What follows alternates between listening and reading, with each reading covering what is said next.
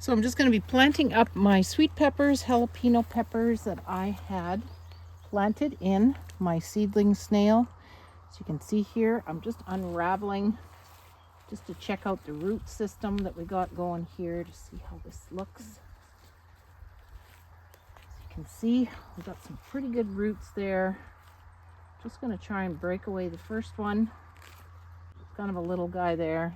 We'll take him out. As you can see, it's not the traditional root ball like you would get out of a solo cup or a 3-inch pot, but it's more like a flat bit of roots, but it looks okay. So we're gonna stick it in the hole here. We're gonna do 2 sweet side by side. I'm kind of using the square foot gardening method, so I have space here.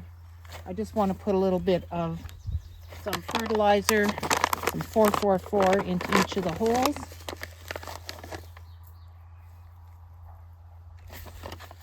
And also got some worm castings. Put some of that in each of the holes, give them a good start.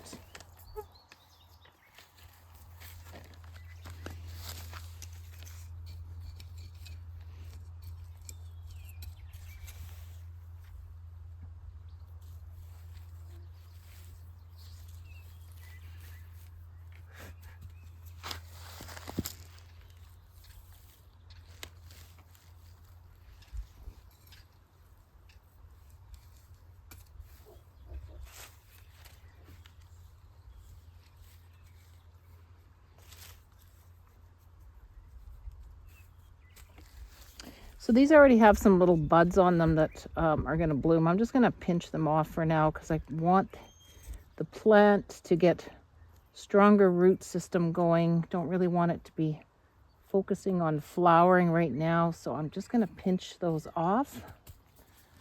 And we're going to plant up 2 more of the sweet peppers here.